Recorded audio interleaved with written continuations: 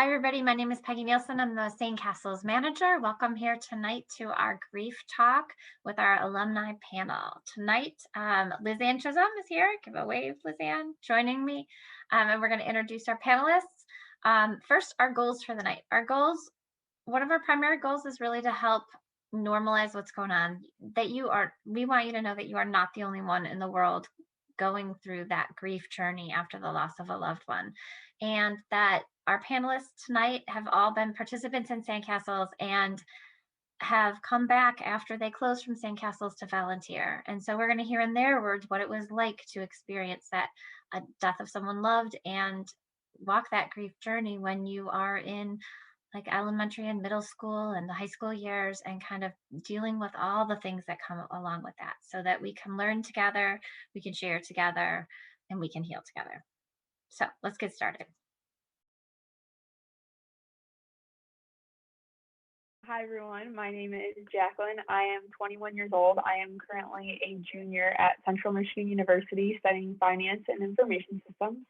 I lost my mom when I was 9 years old to suicide. I was involved with SandCastles for about 3 years, and then I also went to camp for 2. I've been volunteering at camp in person for about 3 years, and hopefully this summer when we get to do a virtual one, I can help out with that again. And I'm going to send it over to Lizzie so she can introduce herself. Hi, my name is Lizzie. I am a freshman at Oakland University. I have been at SandCastles since about 5th grade, and I've been in program, I've gone to camp, and I've also volunteered with camp, and I'm just really excited to be here with you guys tonight. And hello, I am Casey. I am a current junior at Grand Valley studying nursing. I was 9 years old when my mom passed away, so 11 years ago, and I spent 3 years at program, 3 years at camp, and since I was 16, I've been a teen buddy, and now I also get to help out with the Red Group every other Tuesday, which has been super fun so far.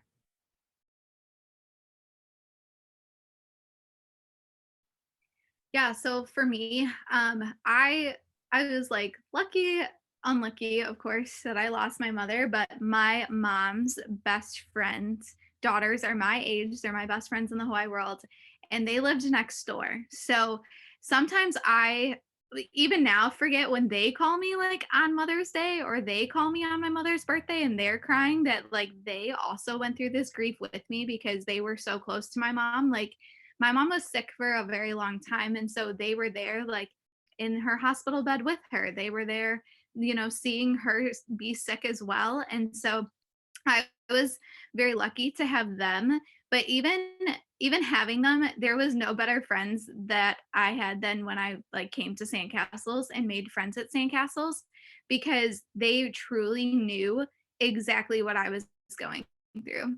Like there has been so many times over these last few years that I will like try and call my friends who like haven't lost their parent and be like, I'm trying to explain to them like my feelings and my emotions, and they're like, I don't really know how to help you. And then I go to a SandCastles event where my friends are at, or, maybe when you're older, you'll be friends with your friends from SandCastles outside of SandCastles, like Jacqueline, Lizzie, and I are. And I can call them up and be like, okay, listen, am I crazy for having this feeling?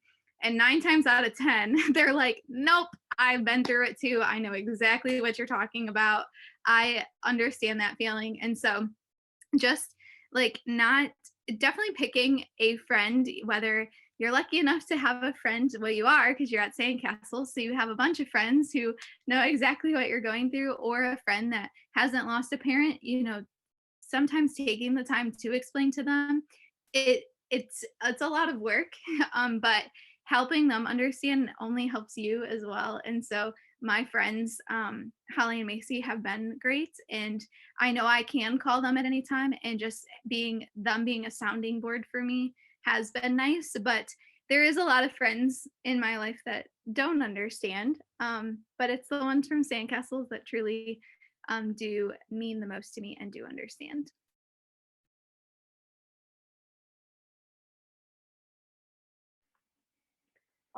Yeah, I would say kind of similar. I would say that friends I've met through SandCastles, whether that's Casey, Lizzie, or another person that we went to camp with, Caden, I know that I can call them at 2 o'clock in the morning if I'm crying or if I'm happy, whatever it is, that they know what you're going through and they can truly relate. But at the same point, there are friends who, they understand the situation and they're good listeners, but they haven't experienced it firsthand. They don't know what it's like to lose one of the most important people in your life. And so they can be there to support you, but they don't understand, they haven't walked that path. So they don't know exactly, what you're going through. And so they're there to support you. But at the same point, there are people who, whether you meet them at SandCastles or you happen to meet them outside of it, and they've also experienced a loss like that, I think those relationships just have a different connection because they've experienced something so deep and they understand truly what you're feeling. And so in my life, I would say a majority of my friends, they're, empathetic to the situation, but they haven't walked that path. And so having people through SandCastles and friends and or family members who have experienced it as well, it's nice to have those resources and those connections that they know firsthand what you're feeling and they can normalize, those feelings and make you feel not so alone. Yeah, I agree completely with Casey and Jacqueline. Finding like the right people to like fully talk about it is super hard. Like I had someone who like maybe 2 years after it was like, "Oh, you're not over that yet?" And I was like, "No, that's not really how that works." And so like there definitely are those people out there who like really just don't understand. And I like at the time I was like super mad about that and I was like, "That's so rude." And I don't think it was very nice still, but like I also like kind of understand that like they don't know what that feels like at all. And I mean, we were in middle school, so we were a little bit younger too. So I just think like finding those like right people to talk about it is super important. And just like knowing that like even if like you don't have those people to talk about it, like you always have SandCastles people that you can like constantly come to. And like we will always like be here to support you no matter what.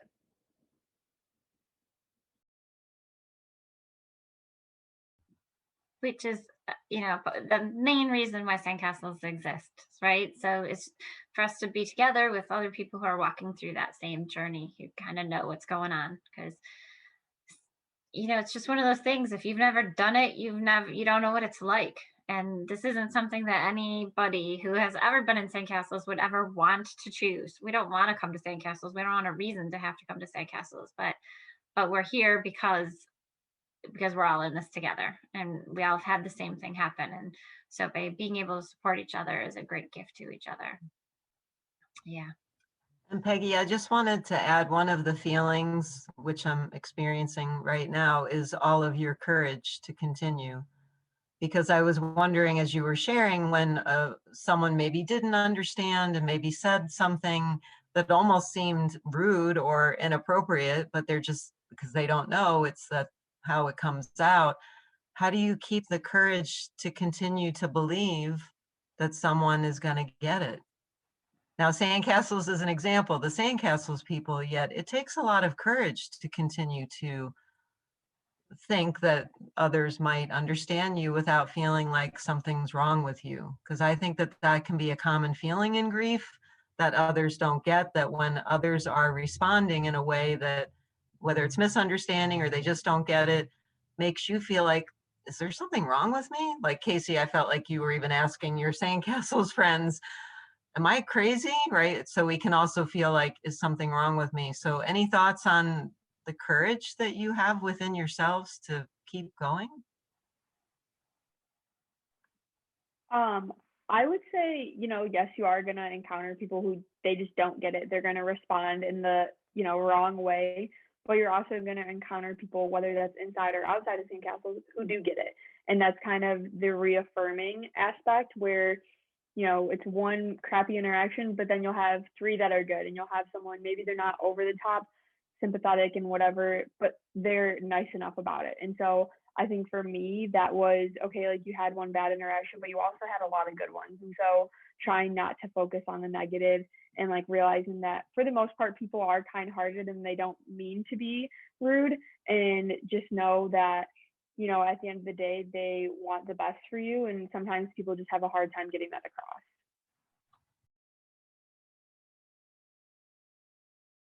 I think my dad and I were very similar in grief, but my mother's family was very much like, she's gone, we're gonna just like compress it all away and we're not gonna talk about it for a little while, and we're gonna, just my dad and I did Relay for Life. We went to SandCastles. We tried to like keep my mother's memory alive, because my mom died of cancer. So we tried to do like things with ovarian cancer. This was just like all a part of our grief. And some of my mom's sisters were like, I don't know how you can go to Relay or do this and constantly talk about it. And everyone again grieves differently. And even now that I'm older, my dad and I sometimes are at different wavelengths, because my mom will always be my mom, but now like he's in the dating world and he is looking to go out on dates and do that. And for a while I was very uncomfortable with it, because of course the natural feeling is, well, you're trying to replace her, which is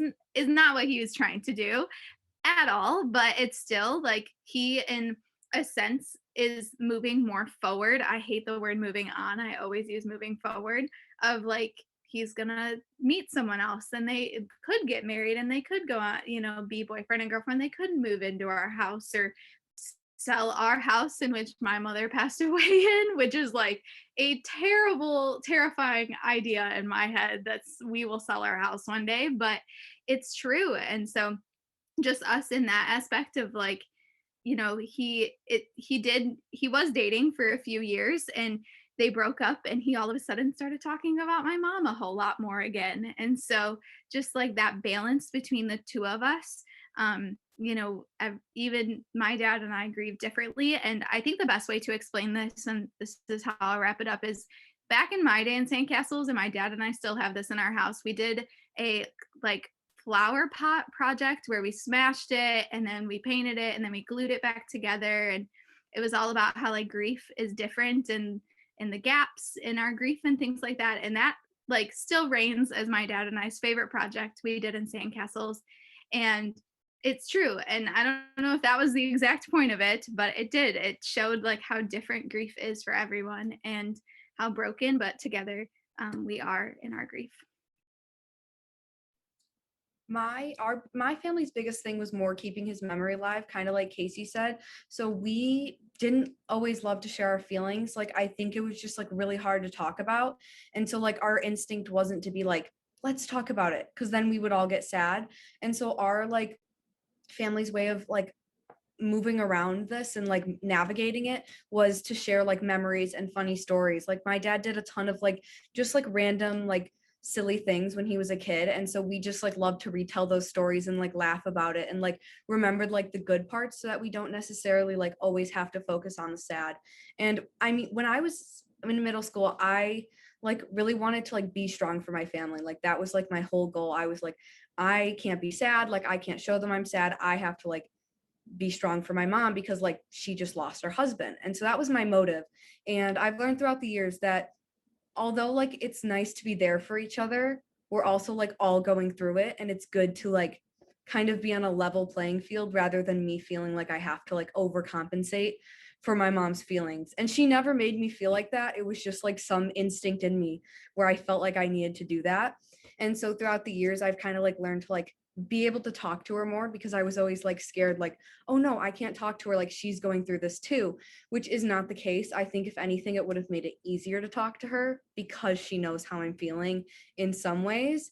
And so I think just like that was a big obstacle for me, is like learning to talk to her rather than like being someone who was like brave and strong and like at all times, because like, yeah, we are all brave and strong for this, but at the same time, it's okay to like break down and not be like the bravest person in the world at all times. I feel like I was a mix between my dad and my sister. My dad was someone who you really, even now, like good or bad emotions, you don't know what really he's thinking. And so he didn't really talk about it unless you asked him. And then my sister was out there with her emotions and shared pretty openly. And so I think I picked up like more of a defense mechanism of kind of keeping it to myself. And, at the time it really, and even now it's not like the most healthy way to cope with it, but that's, how I got through the day and how I could, get through school or whatever it is I had to do, and I could deal with it later. And so, we did things through, SandCastles, whether that was, creating like a little flower pot, and like we still have probably almost all of the crafts in our kitchen or in our little curio cabinet for my mom decorating our house all over the place. So, there's little things throughout the house that remind us, and, we, especially on holidays, like bringing it up. But yeah, it really varied on, what the person in general, like if they're a talkative person or if they're not. And, for me, I wasn't super open with my emotions. I think I'm better with it now. But I think it just kind of depends. And so, recognizing, kind of like Lizzie said, I think I also was like, oh, like, I have my own problems. I'm sure everyone else has their own issues. I don't want to deal with mine. And recognizing now that, like, yes, like, when someone comes to me and I'm having my own issues, it does not matter. Like, I'd gladly help you with yours. And so I think it's kind of reminding myself of, okay, if I feel this way, more than likely the person that I'm trying to talk to, they're willing to help me too. And so, being comfortable with asking for help when you don't feel okay, and just kind of going off of that. Yeah. I look at a question and I think, well, if this was Lizanne and I was helping Lizanne with this problem, what would I say to her? And I have this really kind and compassionate answer that I give for Lizanne to help her get through something. But I'm not saying that same answer to myself. So I guess that goes back to how we have to taking care of ourselves, and it's okay, and we need to be kind to ourselves and realize that there's tough times that are tough, and we need to find ways to cope with those big feelings and that self-care and ask for help when we need it. Yeah, I think Yeah. communication is a really big part of all relationships, and something that like I did not really understand until I came to college and like really had to work for friendships. Because right now, being in middle school, you see the same friends every day, you see them in class, and it is hard to get to this point. But with my friends, even lately, like I was feeling that same way too, Peggy, of like I am putting my whole heart and soul into my friends and into like different things that I was doing for them, but I just never felt like my cup was being filled at the same time. And so sometimes just like having open and honest conversations that are different, like difficult, which doesn't sometimes get to happen in middle school. Sometimes it doesn't get to happen in college, excuse me. But I'm very lucky that like I have friends that I'm able to be open with, of just like, no, I don't really like how that was done, or how you treated me, or am I doing okay as a friend? That is like a very valid question. And so I think communication with your feelings, with your friendships, is definitely a big tool to have in your toolbox, especially with grief. So I also wanted to add, I noticed when Jacqueline was sharing that she mentioned she developed this defense mechanism. She used this big word, which is maybe true, Jacqueline. And yet I also heard her say it might not be have been the healthiest. And I just wanted to say that it's important that we don't judge our own response or feelings to things in anything, right? So I'm supporting you, Jacqueline. I hear what you're saying. And yet our rule at SandCastles is more like, as long as it's not hurting me or someone else, and I guess you could argue it had a little kind of, did it hurt me? But that we want to make sure that you just be who you are. You are honoring you based on the family responses too. So that can happen, right, Peggy, where we might be doing some protecting or we might be responding. We can certainly think about it differently once we're past it. Yet all for you who are all in the freshness of your grief that are joining us tonight, these ladies have developed courage and strength along the way. And if we had to plop them back to when they were in 4th grade or 5th grade or 6th grade, it would be a different answer. So we're hoping you can gain some wisdom from what they've learned. And thank you for also not judging yourselves, because it's important that you just allow yourself to have your feeling.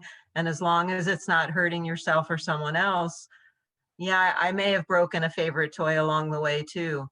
And maybe I didn't feel good about that, yet at least it didn't hurt anyone else. But sometimes just looking at our choices and making sure that we're having our feelings, as Jacqueline said, that's the most important part. Make sure you're having space for your feelings. So I just wanted to add that too.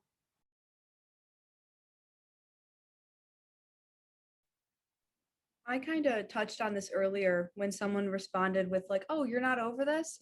And my biggest suggestion is really just to like move on from that. Like I really didn't acknowledge her when she said that because like I was hurt, and I also didn't want to respond in like a rude way back to her, because at the end of the day, then like I'm not doing much better than she is if I like respond in this like rude way back to her. And so like overall, my biggest suggestion is really just to try and move on from it. And I just ignored it.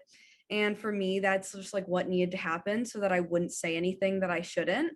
And I think sometimes that can be the best. Like, if, I mean, as they say, if you don't have anything nice to say, just like don't say anything at all. And I think in some ways, like that really does stand true.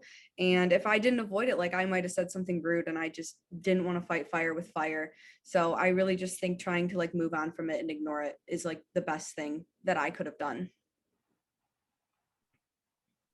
Yeah, I think I also remember a situation where someone a year after my mom died in school was like, Casey just uses her mom's death as like an excuse to get out of things, or an excuse for this, or an excuse for that, or a pity. And back then, Hallie and Macy my two best friends got a little bit more fiery than I did. Typically, when things were said to me like that, I kind of just like brushed it off and was like, okay, we're going to move on. But they probably said something knowing them. But for me, again, I was going to bring up the same thing Lizzie said, if you don't have anything nice to say, like don't say it. And at the end of the day, unfortunately, you can't control what other people think about you, but you can't control what you think about yourself. And so if you're confident in your story and what you know is true, what other people are saying really at the end of the day doesn't matter. And so just, knowing that you are who you are, and being confident in who you are is the most important part for sure. Yeah, I can't think of a specific moment that like it comes to mind, but I'm sure there has been one. But I would say, just trying to remain calm in a situation. A lot of times, like people don't mean to like say the wrong thing. It just comes off that way, and sometimes they do. And so, if I think, my personal approach is just to avoid it and move past it. But if you're someone who you want to have that conversation and educate the person and add something you feel comfortable with, then I think that's okay too. I think just recognizing within yourself what your strengths are, what your comfort level is. If that's something you feel like you're able to do, then do that. But if it's something that it's really not going to bring any benefit to the situation from your point of view, then it's okay to just kind of brush it off. And, now you have a story to tell years from now when people ask you. So. When you come back at SandCastles and volunteer and get to share your story to help other people.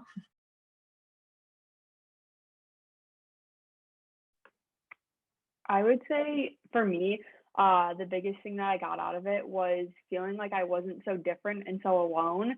I remember walking in the group and like seeing all these other people who had lost, whether it was a parent or a sibling or cousin, whoever it was, like someone who was significant to their life, like they knew what I was feeling and they felt it too. And so for me going into it, knowing that I wasn't alone and people knew what I was feeling, and I could have that space where if I wanted to talk about it, not always, but I had that space if I wanted to. And so if someone's questioning it, I would say just keep trying it. And, if it doesn't fit, it doesn't fit. But at the same point, you don't know if you don't try. And, make yourself vulnerable to the growth and healing that can happen if you put yourself out there. I definitely agree. I really just felt not so alone. In elementary school and middle school, not a lot of people's parents had died. Like that wasn't a common thing. That's not something that like everyone could share with me and everyone could have that experience. And feeling different felt terrible. I hated like feeling like left out in that sense. And like my friends would like talk and they'd be like, oh yeah, like my dad the other day. And I'd just be like, yeah, I can't have that experience. And so like I just think like that feeling of being the different one was like really hard. But then like going to SandCastles and being like, oh wait, there's people who like have shared this experience with me, and like people who know what I'm going through, and I'm not the only one. And that was just the biggest like relief, I would say. Yeah, I always say that going to SandCastles was the best decision my dad ever made after my mom died, just because like having that support and being able to openly talk about it with people who understood was all the difference in my grief journey. And even now, like there's still things that I talked about this when we did the same setup for the high schoolers. Coming to college, I didn't realize that like moms bringing groceries would be something that would trigger me eventually, or even back in the day, mother daughter things that my mom's like friend group would all get together, and the moms would plan things so that my dad and I would be left out sometimes. And so just like having this community and fellowship of people who understand what you're going through is definitely more than I could have ever asked for in losing my mother. And just like, yeah.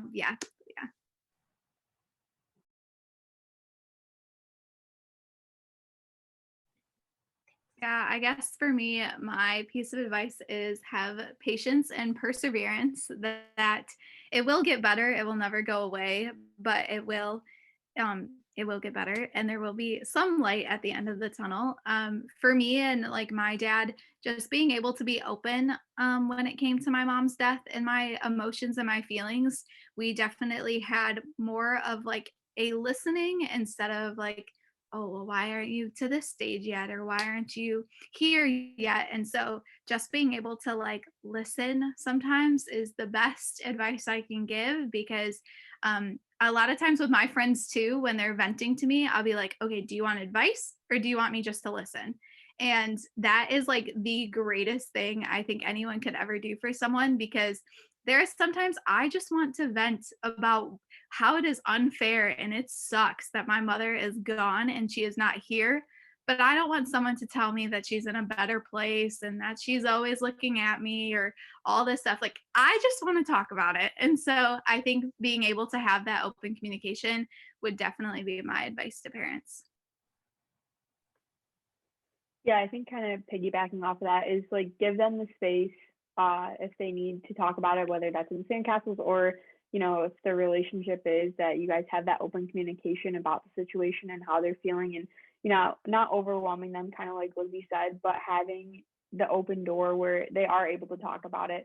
And then another thing that I found helpful was kind of having like a routine, and even though like everything is not normal and your world feels like it's falling apart, by having, whether it's sports or like other things that you can be involved with to try and make the unnormal feel a little bit more normal, and have, different avenues when things don't feel like it's the center of your attention, that you can have those different outlets to still feel like a normal kid, because like you don't feel like a normal kid a lot of the time. So having those different avenues where you can go and be with other kids and it doesn't have to be the center of your life and the center of your attention is definitely something that I would recommend. I would probably say, like I said, I didn't love to talk about it with my family. So my biggest thing is like I didn't want to be like constantly asked how I'm feeling and like constantly be like pushed at to share my feelings. But I also like think for a lot of people having that check-in can be nice. And so my biggest thing would be to like check in enough to make sure they're like okay and they're like grieving as they need to, but also don't like hone in and be like constantly talking about it. Like at some point, like you never truly move on, but at some point you want to be able to kind of like, it's not always going to be like the center of your every thought. And it doesn't have to be like, I like not having to think about it every 10 seconds because then I'd be sad all the time. And so like just not having to be reminded of it by asking how I am all the time would definitely be like my piece of advice.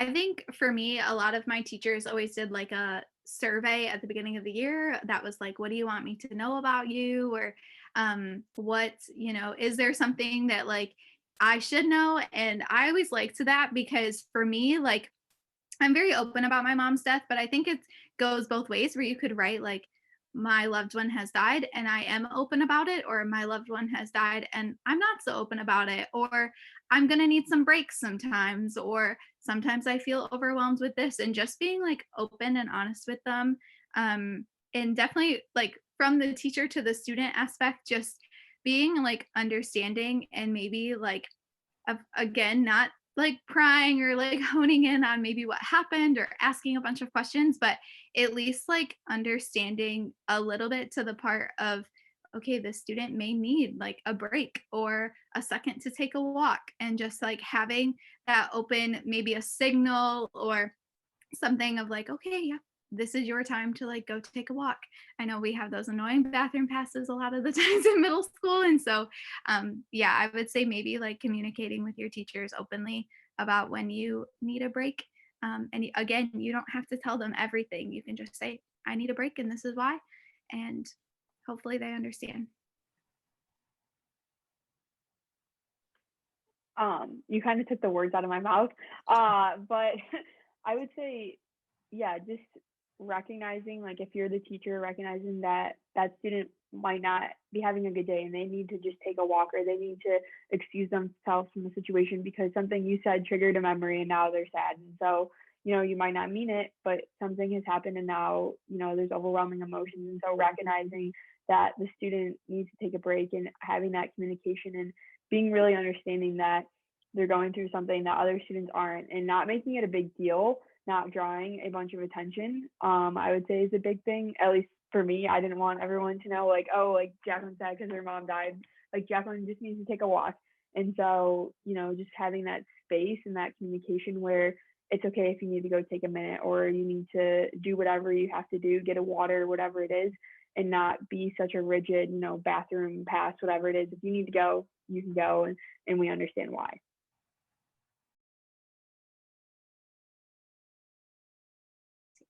Yeah, so I also hate calling it a positive, but I like am a firm believer that I was brought on this earth to share my story. And in a lot of ways, when my mom first died, my dad told me that I could let this defeat me or define me.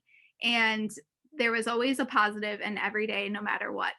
And so when I'm talking, I work at a hospital. And so when I'm talking to my patients or when I'm doing this, and everyone, goes through the, oh, I'm sorry, your mom died. For me, it is all about like using her death in a positive way, which does take a long time to get to. I will not lie to you, but being able to use my experience to do things like this, to help with group on Tuesdays, to go to camp, to be a future nurse, has how I have turned it into a positive thing. And sometimes I don't always like to call it that because my mom's death was an awful thing, and it is the single worst thing that has happened to me in my entire life.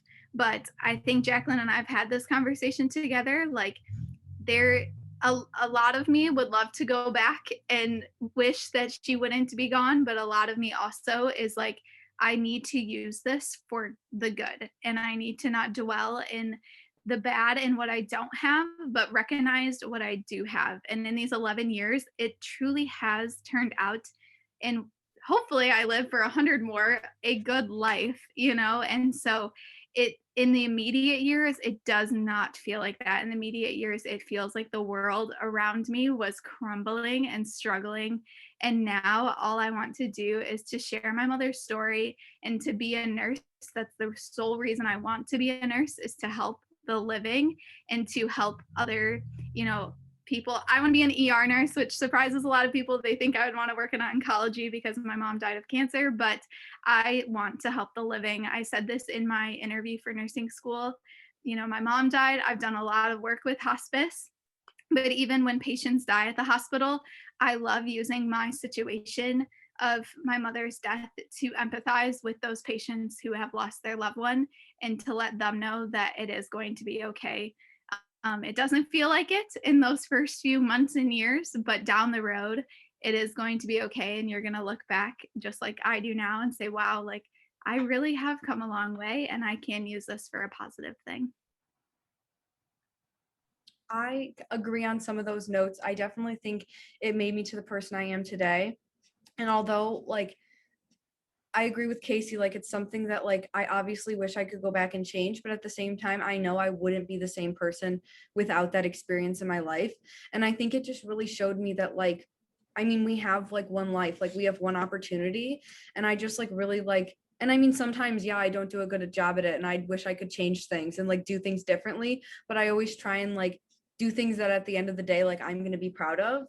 And I just don't know if I'd have the same like motivation and like if this didn't happen. And it also brought me to SandCastles, which has taught me a lot. And like, it's also gained like a lot of awesome friends that I would have never even encountered if that didn't happen.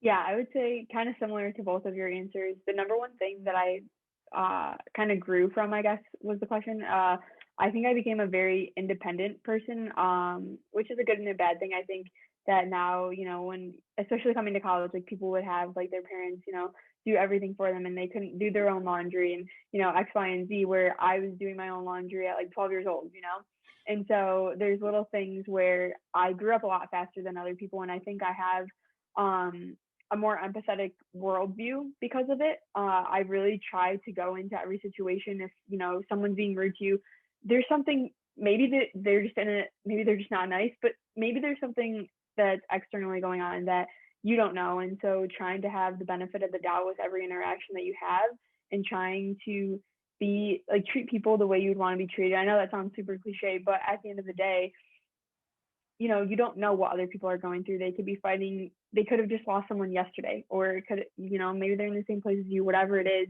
Having that point of view of just going into it with an empathetic view and trying to make the most out of it. And, kind of like Lizzie said, you only get one life. And so waking up every day and making the most out of it and really trying to make an impact on people around you. And I guess I don't know for a fact, but I'm pretty certain I wouldn't have that exact same viewpoint if my mom hadn't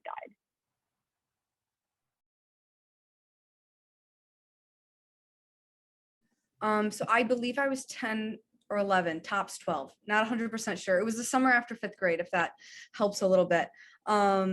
My biggest thing that I would tell myself is to just stay positive and to not let it like fully overtake my life, which I think I've generally done a good job at, but I think I could have done better in the beginning years of that. And just like knowing that from the beginning, I think could have helped.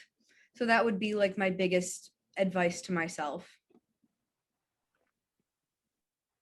If I could tell my 9-year-old self anything, it would probably be that you don't have to be strong all the time. It's okay to, let your emotions get the best of you and really express it, and be better about that. And, kind of like Lizanne said, like not judging your former self and, we come as we are, but at the same point, like being okay with the uncomfortable and really making an effort to work through it in the initial stages. I think that would be my biggest tip. I think so. I'm 21 now. I was 9 when my mom died. I think my advice to my younger self would be that there is a light at the end of the tunnel, and to continue to choose joy every day, no matter how hard it is, because that's been an overarching theme for this grief journey now looking back, and just to embrace every step of the way, because it does turn out to be a really good life. And there is a lot of positives that come out of it, even though it is very dark in the beginning. Hold on to the hope.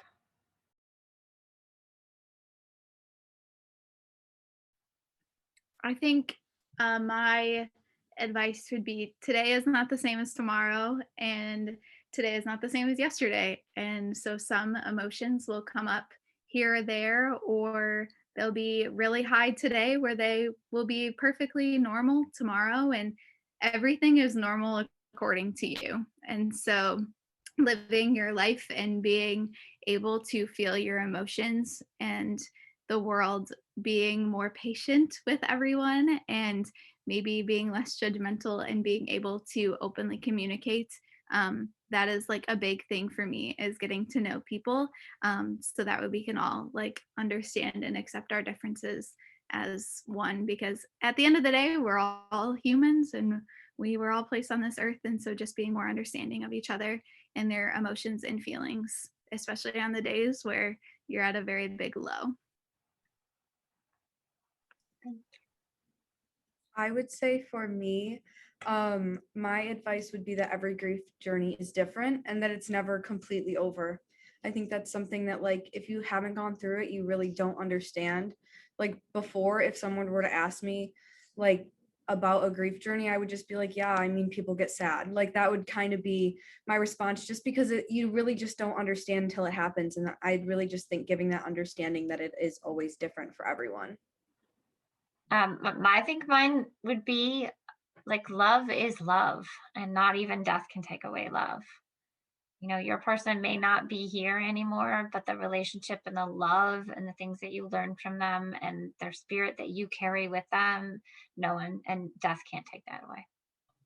Well, Peggy, I put mine in chat, so it does tie in. I said, love never ends, nor will my grief.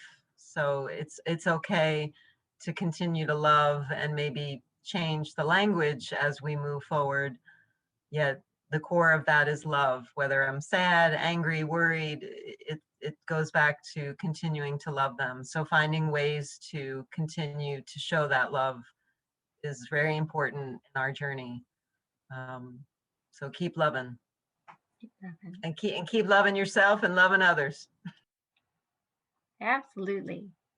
Well, thank you, everyone. We sincerely appreciate you coming, sharing your information.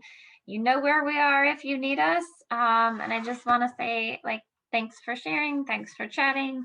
Thanks for learning. And we wish you a very wonderful weekend. We'll see you next time.